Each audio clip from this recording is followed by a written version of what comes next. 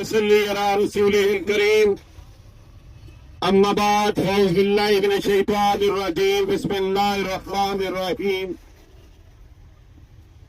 کبھی جو تیرے دل سے جمال مصطفیٰ گیا خدا گیا ہاتھ سے تیرا خدا گیا محبتوں کی بس میں محبتوں کی بات کر تو شہد حلامتوں کی بات کر یہ ابو جہل کی کون مجھے حرکتیں سکھا گیا کبھی جو تیرے دل سے جمال مصطفیٰ گیا خدا گیا ہاتھ سے تیرا خدا گیا. ہمارا یہ فورم گزشتہ 1.5 دہائی سے یہاں پر ہر جمعرات 11 بجے ایک پیغام ایک سلوگن ایک ہی نعرہ ایک ہی مقصد لے کے کھڑا ہوتا ہے کہ کسی بھی نبی کی شان میں گستاخی کو جھوٹ قرار دیا جائے اور اس حوالے سے بین الاقوامی سطح پر قانون سازی کی جائے. لیکن ہمارے حکمرانوں میں اپنی کرسی سے مطلب ہے, حکومت سے مطلب ہے, اقتدار سے مطلب ہے. انہوں نے یہ تہیہ کر رکھا ہے کہ عوام کا جینا محال کر کے رکھنا ہے اور عوام کو سکھ کا سانس نہیں لینے دینا. ملک جب بنا تھا تو ایک ہی بات تھی, ایک ہی مقصد تھا, قرآن و سنت کا نظام نافذ کیا جائے گا. لیکن رنگ رنگیلے جرنیلوں, ناقدردیش سیاستدانوں اور اس ملک کی رشوت اور ریسی نے ملک کا بیڑا غرق کر کے رکھ دیا ہے.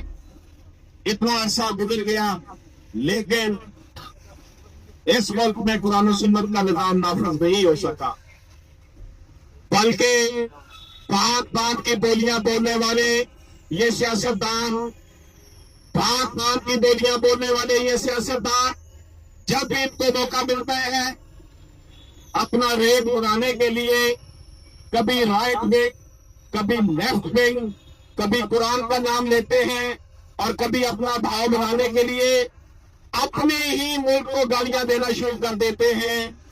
ان ملاؤں نے, ان سیاستدانوں نے مذاق بنا رکھا ہے. انہیں اس سے کوئی غرض نہیں کہ پاکستان کا نام بدنام ہوتا ہے یا نہیں.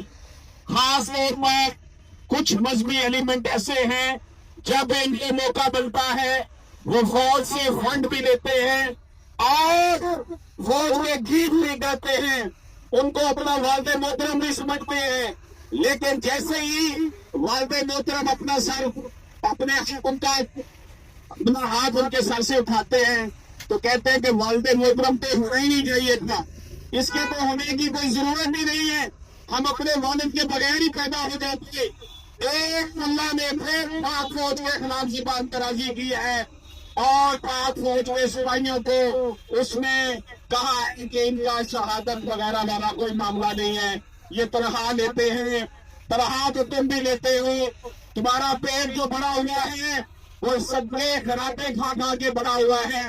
تمہارے منہ پہ جو لانی ہے وہ کسی غریب کے منہ پر لانی کیوں نہیں ہے.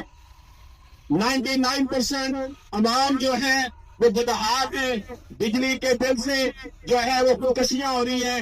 لیکن آپ نے کبھی ملاؤں کو دیکھا ہے جو سیاست کے بیس میں پڑے ہوئے, انہوں نے کبھی خودکشی کی ہے؟